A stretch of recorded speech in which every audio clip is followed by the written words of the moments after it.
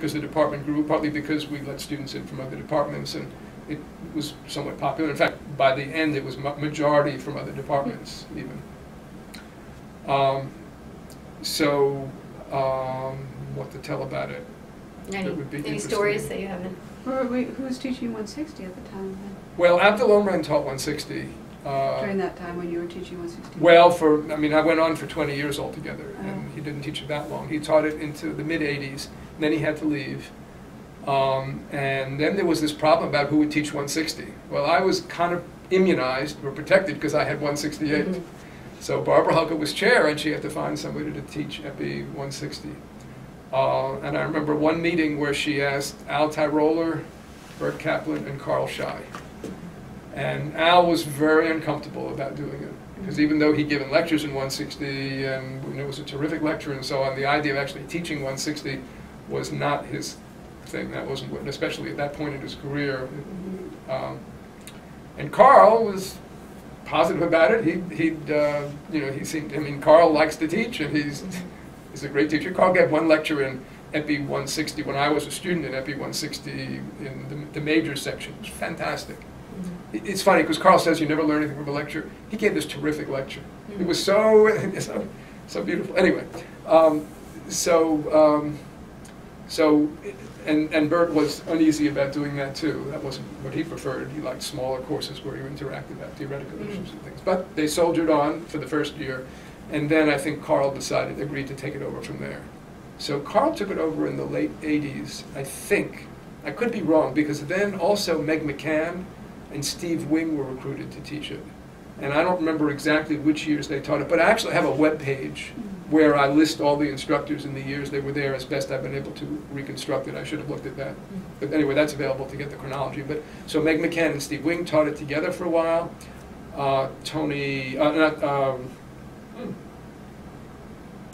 Embarrassing to forget somebody like that, but I will remember his name soon. Taught it with them or with one of them for a while. And then Carl came in and took it over probably in the early 90s, I think it was. And meanwhile, Bert had gotten drafted to teach the Epi 160 distance course. So there was an Epi 160 distance course that Caroline Becker taught back in the 80s, and then Bert took over when she retired. And that involved flying in one of these little AHEC planes to some other place in the States. So Bert said, you'd get to the airport at 7 in the morning, you'd fly in one of these little planes to somewhere, wherever it was, and then you'd give classes all day, or half the day, because I guess there was some other class people were taking, and then you'd fly back in the evening. It was exhausting. I said, what, who flew? You arrive and you're like slightly sick, airplane sick. Did you? So you went on these? Yeah. When did you do it? Oh, probably maybe 97, 98. So they were still doing the plane then? I believe so. I didn't realize. I thought it had ended by then. Or maybe it was early 90s. Because I remember when Carl became chair and Bert was nearing retirement, they did it together for 1 year, and then Bert didn't have to do it anymore. Maybe that he actually had retired by then. But then Carl quickly changed it to the internet version, so that the whole traveling around thing stopped. A blessing certainly for the faculty. So teaching, since we've been talking about teaching, is there anything else you want to say about your teaching? Because I know you moved from 168 to 160 at one point. I really liked teaching 168. And you mentioned the evolving text. Excuse me. So originally I just had overheads, and people, I speak quickly, and people had a hard time with that. So I began writing out my lectures. So I wrote out these essentially verbatim notes for my lectures, and they were a course pack. Remember the course packs in the old days? People would go out and buy these things. When I first came here, the department distributed them to people because they had all this money, training grant money and stuff, but that was long ago. So people would go and get the course pack, and then at some point it occurred to me that if I called this an evolving text, it would sound a lot more respectable than a course pack. And I'd just about gotten one for every chapter, so I wrote a couple of chapters that were missing, and I called this evolving text, and I put it online. because also that way people didn't have to go and get a course back. They could print it out however they were going to. So I had this evolving text, and then I put up a web form so I could find out who went to get it, if they filled it out. And it gradually became very interesting to people. I mean, there were, you could do Google searches, and you'd be directed to a chapter, and I get thousands of people around the world downloading downloading chapters from this textbook. And a number of them asked if they could use it in their courses, and I got very kind comments from a lot of people about the text and stuff, which was nice, and I really would like to go back to work on it someday, but I never have. And then, or I have only intermittently. And then I got a request. Well, I was invited to go down to Porto Alegre. Bruce and Bruce Duncan and Maria Schmidt invited me to come down to Porto Alegre to give some lectures, because they were using the text, the evolving text in their course, and thought it would be a nice thing for me, which was a very nice thing. Give a few lectures in that. And a few years later, a woman named Maria Soledad Velázquez, a Uruguayan epidemiologist who was completely bilingual because she'd grown up largely in the United States, asked if she could translate the text into Spanish, which she did, all on her own, while she was between jobs. And so there's a Spanish language version up on the web also, and that's been really wonderful, and a lot of people have downloaded that. So, so then I thought I would teach Epi 168 for the rest of my life, but my professional life, and hopefully only that. But then in 2001, fall 2001, David Savitz, who was then chair, told me that he was assigning me to teach Epi 160. And at first it was like this blow, because I had been so identified with 168, and I got to meet a lot of the Epi majors because they'd come through there, and I got to kind of mold them. And, I mean, there's so many people around here, faculty, across the street, even some of our faculty, who learned their first epidemiology from me. It's this great feeling of excitement. How many people do you think? Well, over the years, I guess we had around 800 students, not all Epi faculty, certainly, 800 students through Epi 168, I would guess. It was 21 courses, about average of 30 or 35 each. Maybe my arithmetic may be a little bit exaggerated there. Maybe it was only like 600, but a lot of people. Yeah, a lot of people, and gone on to do wonderful things too. I mean, very impressive. And in fact, my first TAs, so the second year I taught the course, the TAs were Ray Greenberg and Carol Garrison. Ray Greenberg went on to become a dean, and then now is then became president of the Medical University of South Carolina. Now he's president of another university, or vice president of the Texas system, I think. And Carol Garrison went on to become a chair, and then became the president of the University of Alabama at Birmingham. So, I mean, she was my student before she was my TA, actually. So, it's being in a place like this. What I realized after I've been here a few years, the secret of being an outstanding department is you get these incredible students to come, and then you claim credit for their accomplishments. It's brilliant. They really are incredible. So I learned that. So, where was I going with that? Well, at one point you were going to talk about 160, about what a change. So Who David, was going to be? Carl Shai retired, right? I mean, that was Carl Shai was retiring, Yeah. and David Savitz he told me to take on 160. At first it was a real blow, because I thought, Epi 168 was my baby. They're taking away my baby. Who could teach it the way I could? Right. Well, I got over that pretty quickly when I saw Wayne Rosenman teach it. Did very well, and Jim Thomas. But, and also, Epi 160, that's the draftees. I had the volunteers in 168, but 160, that's draftees, and that's going to be. But and how was it? Well, David was very good. He gave me a semester to get fully adjusted. I mean, so in the spring I attended Epi 160 in the spring that Carl taught to kind of see how it was done and learn about it and so on. And then the following fall I took it over, and it was. I mean, I did get adjusted after the first month or something like that. I realized, this is actually a really very good opportunity, and. Talk about appreciation. I began to see the positives. And they were taught in different. At that time, you were going to a different kind of teaching model, right? Well, Carl had already done that. He did that in the 90s with Lorraine Alexander, with the small groups. In fact, Carl had virtually eliminated the lectures. But A, I like the lecture, as you can probably guess, and B, some of the students that I talked to missed the lectures. Mm-hmm. So is that one thing that you changed then? So yeah, so I put in lectures. I put in a lecture every week, but we still had the case studies and we had small groups, and probably too much work because we had the lectures and that. Also, David Savitz had said he'd like me to raise the bar a bit, so the exams became, made the exams more challenging. And it was a pretty time-consuming course, but I got some very good feedback about it, and some negative feedback, not a surprise. But so I enjoyed teaching it, and it was big in those days. My first semester, there were 160 students in the fall. It was really, wow. And then in the summer, the following summer, I took on the internet course. Carl was very kind to give me only one at a time.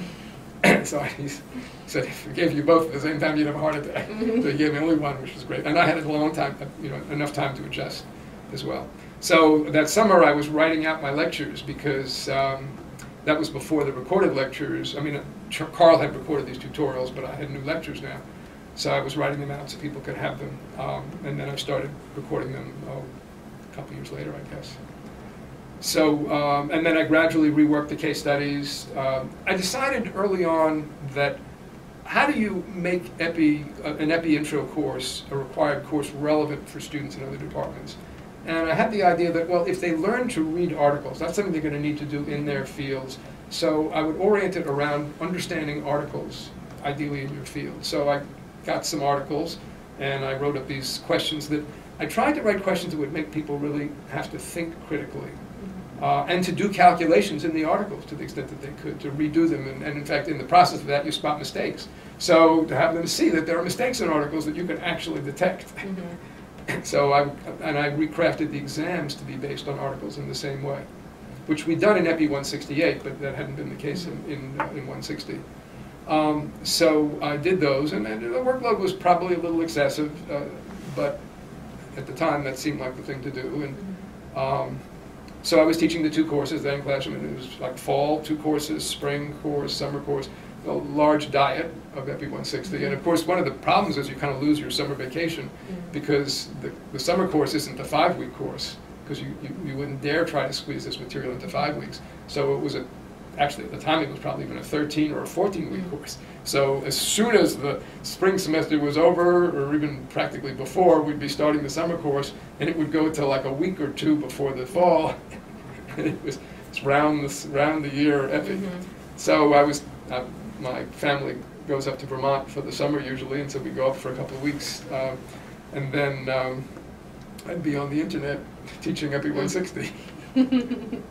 So that got wearing. That has got. I will be looking forward at some point to letting go of some of that. So anyway, then the course changed to Epi 600, and that's what it's known as now. Lorraine became more involved in she migrated more into the distance course, and I was doing the classroom course pretty much on my own. And then David Savitz was chair, and then David left, and Dana Loomis was chair for a year, and then Carl Schei became chair. I'm getting the order. I may be getting the order mixed up, but we can check that later. Anyway, when Carl was no, Carl had been chair. Dana was chair, and then Andy Olshan was selected. That's the order: David, Dana, Andy Olshan. And after a few years, Andy was getting concerned about these critical comments about Epi 160, and they had been turning somewhat more negative. Barbara Reimer used to warn us about the millennial students, and I didn't think there was anything to that, but I've begun to think that maybe there is a difference. When students have grown up since the year, born after the year 2000, I guess they came of age during the year 2000. Millennial, they're supposed to be like 18 in 2008, so I guess they finished high school after 2000. They want things in a different way. They're used to more graphics, they're used to more interactive, they're used to shorter things, and I'm not an expert on this topic, so I won't attempt to say more about it, but basically the model I had was not being appreciated. And also, this was one course that they had to take. In some departments they take 15 credits, 18 credits, a 3-credit course that really is demanding is hard to fit in. You know, there's this thing that the course is supposed to take for each credit. It's supposed to be this many hours a week and whatnot, and it's a minimum. Yeah, I mean, I used to say 9 to 12 hours for a 3-credit course, which is what I learned when I was a student. But there's really no room for that. If you're taking 15 credits, 5 courses, you know, like 50, 60 hours a week of this, and students are working, they earn money, so it's unrealistic. But this is what we try to do. So Andy was getting uneasy about it, and so he asked me to do something about it, and I tried to rework it, and maybe that helped a little bit, maybe it didn't, and I tried to rework it some more. And he decided it was time for change. So, unfortunately, he and I actually had a conversation when he brought this up to me before, and I said, you know, maybe it's time to bring somebody else into the course, and that person can help orient it the way that person would like, and then at a certain point I'll transition out and that person can take it over, and it will be in the form that that person wants it to be, and it will be an easier transition. But unfortunately, that didn't happen. I think Andy didn't remember it. And so it was immediately switched over, and that was pretty hard on the person who came next, who can speak up if she wants to. So, and you know, at first I was irked with Andy, and how could he do this to me, and so on. But I realized later, this has been such a blessing for me, because I was getting worn down in teaching the course, and I hadn't done anything really new or different for years, because it was a pretty heavy diet of Epi 160. And what Andy was very nice about it to me. He said, you know, so you don't have to right away, you know, bring in salary to cover that. Think about what it is you'd like to do. And I thought what I'd like to do was to teach a course in social epidemiology with Bill Jenkins. So Bill and I developed this course, social justice and equality, in search of John Cassell's epidemiology, because John Cassell had a terrific social conscience. I mean, he was genuinely motivated by a desire to improve public health. And public health for people who had less. You know, in Africa, of course, he was in South Africa, and he was working with the African population, running a community health center or working in a community health center, both of those, I think, and genuinely concerned about the disparities in health. When Sherman James gave the John Cassell seminar here back in the late 90s, he quoted John Cassell, a quote about epidemiology is fundamentally engaged in the broader quest for social justice and equality, which is where I took the tagline for the title of the course. And so the idea was to try to show epidemiology in that way and what epidemiology could contribute. And by then I was feeling pretty strongly that the basis of, you know, I've been involved in the Minority Health Project and the Minority Health Conference, and I'd gotten a fairly heavy diet of health disparities, which seemed to me to be a really big problem that we have not successfully dealt with it. There have been all these pronouncements and strategic plans and programs and research and whatnot, but the health disparities are really just there. And the reason is, of course, they come from more basic aspects of society. They come from economics. And as I thought about it more, I realized it's human behavior that is driving the public health problems that we're having such a hard time dealing with. Obviously, there are microorganisms, and there are contaminants, and there are toxins, and all that sort of stuff. No argument. But once you identify the source of a public health problem, then what happens with that public health problem depends upon behavior.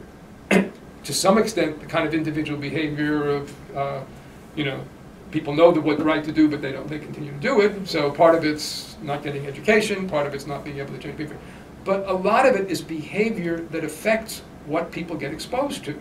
So, do you introduce pollution controls? Do you keep coal ash out of the rivers? Do you make sure that communities have pure water? Do you make sure that people know how to protect themselves against infectious diseases? Do you make sure that immunization gets distributed? Do you make sure that workers get reasonable situations at work? All these things are from human behavior. Not individual behavior like ours, maybe, behavior of the people who make policies, behaviors of the corporations. And, you know, corporations are people. I know that's kind of a joke in some ways. I mean, legally they are people, but they're also run by people. and it's the decisions of the corporate executives. And they don't have to decide the way they decide. And what I realized was that a lot of the decisions that we make, we have a concept of how these are rational and that we're making them on the basis of logic and evidence, but I actually think a lot of it is biology. That we know that our brains are influenced, I mean, our brains are biological parts, they're the parts of the body, they're organisms, organs. They're influenced by hormones, they're influenced by the way the nervous system functions. You can distract people and change their behavior. The political campaigns, for example, have learned a great deal about how to change people's thinking and behavior. I won't take time to try to go through it now, and I haven't been rehearsing it, but there are lots of studies now coming out about the way people think and how it's not quite the way we think that we do think. So it seemed to me that epidemiology should be studying neuroscience. We should be looking at the implications of the way our brains work for the behavior that affects public health. And kind of like one of the most glaring ones is climate change. Here we are possibly destroying our ecosystem, our habitat, humanity. And the wealthiest country in the world, with our vaunted educational system, and our democracy, where we have supposedly such a good government that we try to export our democracy to the rest of the world, can't seem to come up with a reasonable approach to preventing climate change. And the way we react to it is you get these people spending hundreds of millions of dollars for deceit and denial, and to deny the existence of things that almost all the scientists are there saying, but look at all this evidence. And what I realize is, it's not that evidence doesn't decide things. People decide things. And so you come up with what you think is evidence, and then you make a decision, yes, I think there's enough evidence here to proceed.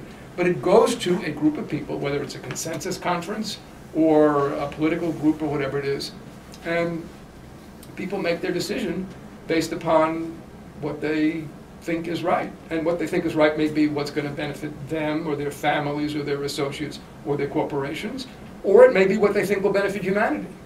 I mean, like ISIS presumably is doing it because they think this is going to benefit all of existence or whatever.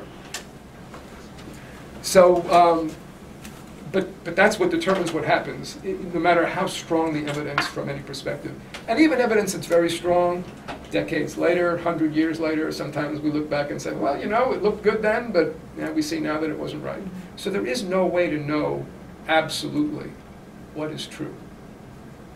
We're always having to make assumptions and compromises in measurement, in analysis, and we make those decisions based on what we think are important. But, of course, what we think is important comes from our perspective. And other people look at the same things and say, yeah, but no, this is important, and you're paying attention to this, but what about this here? And we say, oh, well, that's an exception. But they look at it and they say, no, this is the exception. And depending upon who's at the table, will greatly affect what the result is. And even if it's not a discussion about truth, it's a discussion about what will be done. So in order to deal with some of these huge public health issues, we need to understand what it is that drives this collective decision making. And it's partly what the people with power and influence do, but it's also what everybody else does, because the reason that people with power and influence have so much power and influence is they can influence other people.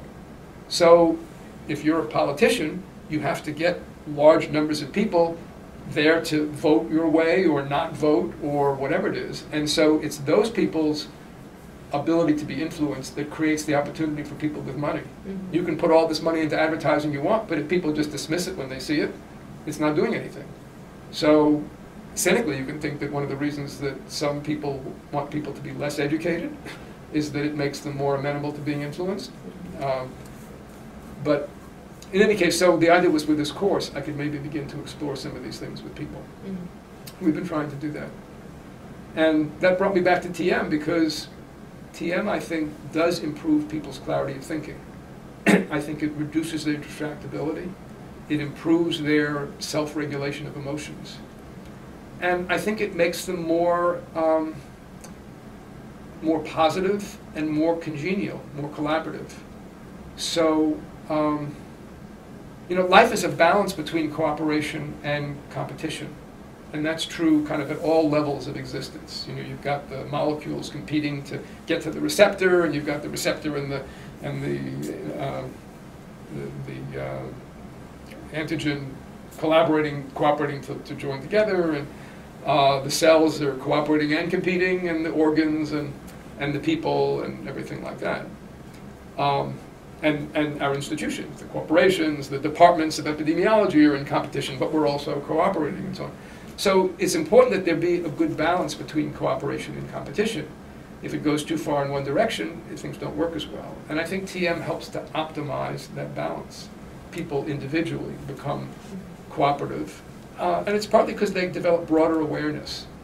When people's awareness narrows, which is something we see a lot of, they get overly focused on things that are close, near in the present, as opposed to in the future, or near in front of them, right around them, than thinking about what's going on outside the walls, or outside Chapel Hill, or outside whatever it is. And if you don't have a balance between long and short-term thinking, in between close at hand and farther away, then your decisions are not going to be optimal. So I think TM has a lot to offer there. So I'm now promoting TM increasingly. Increasingly. In fact, we're going to have 2 classes on TM, as you know, from the email I sent you, in my course next week, the course that Bill and I teach. So you managed to come full circle and bring TM back into epidemiology. Except I never did the research. It's not too late. The idea, well, it isn't, and I'm still hoping to be involved in some. But one of the things I realized was epidemiologic research is a lot about management. And I learned fairly early on in the process that I'm not a great manager. I think I'm a good promoter. The health education is there. That was the first one. I think I'm a good promoter, but I don't think I'm a good manager. And so I think it would be better if I could get other people to do the research and let me promote it. Actually, I think that there are opportunities for research. The David Lynch Foundation, you know, David Lynch is this filmmaker, award-winning filmmaker. He created a foundation 10 years ago to disseminate transcendental meditation to disadvantaged populations. So he's making a huge difference in schools in disadvantaged neighborhoods, and veterans with PTSD, and women who've been victims of domestic violence. They're partnering with all these different organizations that are involved in these areas, with you know, hundreds of studies, but typically not large epidemiologic studies. But in San Francisco, for example, they've got 2 middle schools and 2 high schools, where all the students and teachers and staff pretty much have been practicing TM for years, as many as 7 or 8 years, I think now, and so. So there's thousands of students there who've learned TM. That must be having some impact that can be detected in population level statistics. And I would love to find a way to look at something like arrest rates, maybe, for example, possibly teen pregnancies, or other kinds of things, and relate them to what school and what years people attended those schools. Or there's the Youth Risk Behavior Survey that's given in all these schools. Well, I haven't succeeded in figuring it out yet, but you know, there must be some way to associate what school these things are coming from and do an analysis to see if you can see differences. I mean, they've collected educational statistics, absenteeism and suspensions and stuff, and those look pretty impressive. But I think to be able to look at some of the more public health type indicators would be really valuable.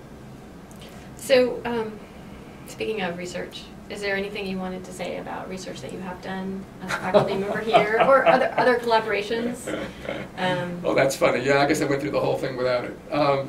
Well, I started off doing research, did a study on social ties, analyzing data from the Evans County study with Bert Kaplan. That was a very interesting study.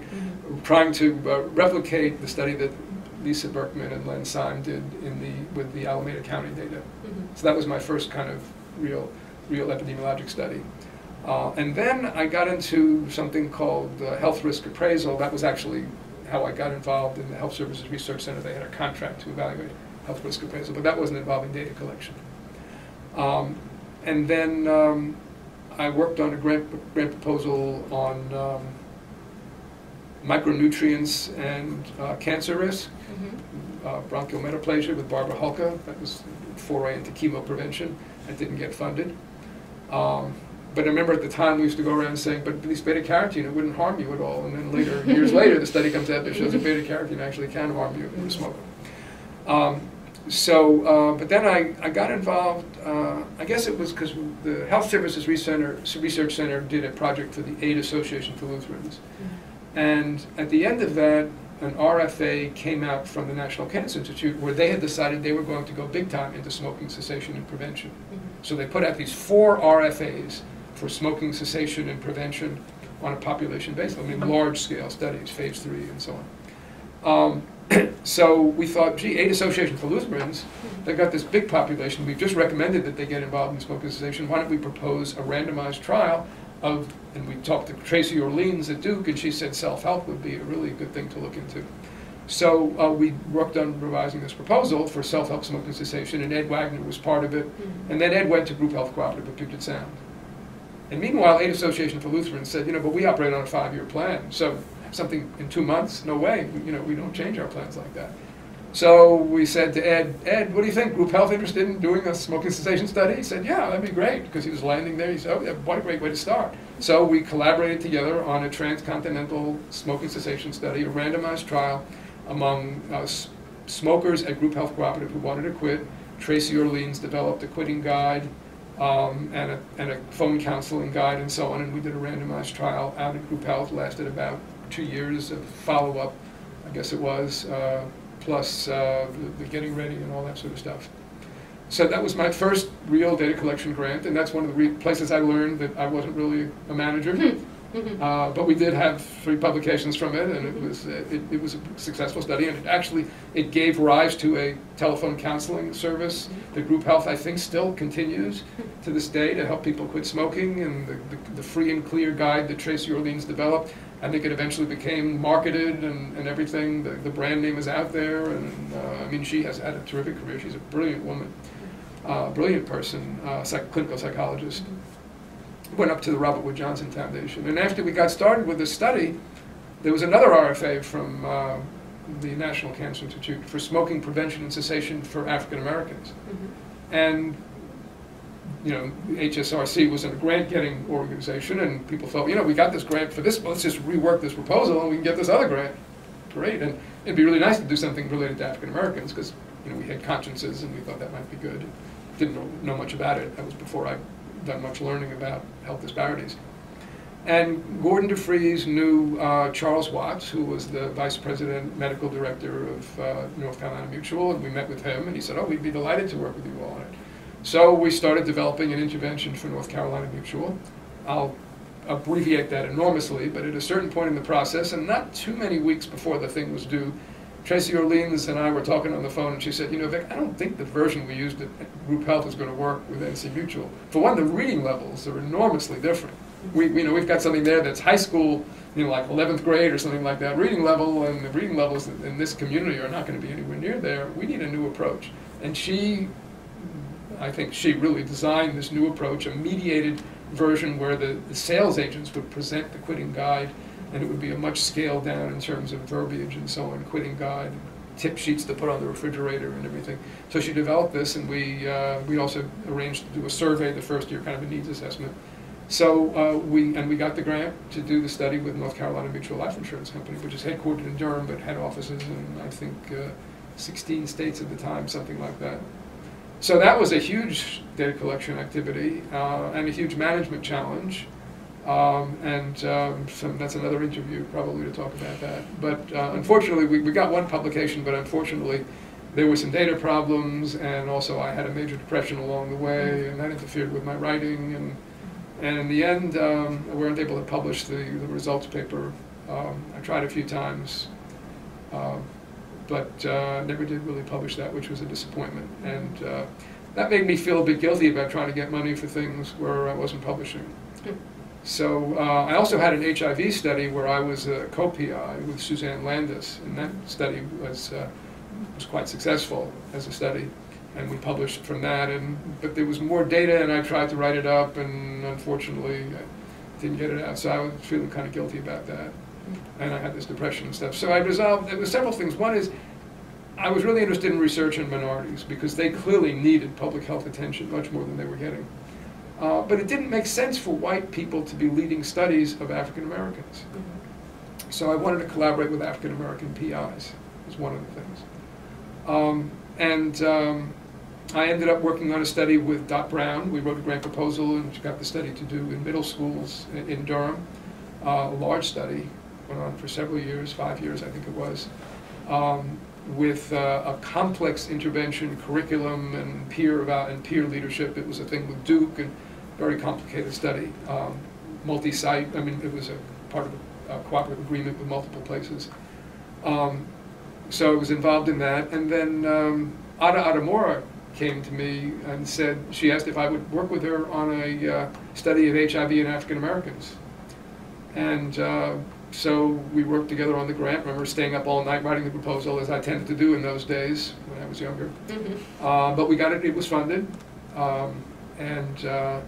So we did a 5-year study of HIV in African Americans. And as we were getting started doing that study, Martina Morris gave a seminar here at the school talking about concurrent sexual partnerships. And I told Ada about it, and she came, and we both thought, maybe we should put this into our study. So we decided to build into the questionnaire questions about concurrent sexual partnerships. And that's what I've ended up doing a lot of my research on, all with Ada since then. Or not mostly with Ada, maybe all with Ada on concurrency. So we did that study, and Jim Thomas was, actually I guess it was already Jim Thomas had come to the department and did a study on repeat sexually transmitted infections. And I worked with him on that one, with Joanne Earp and Jeannie Yang. I guess that one came before the one with Ada.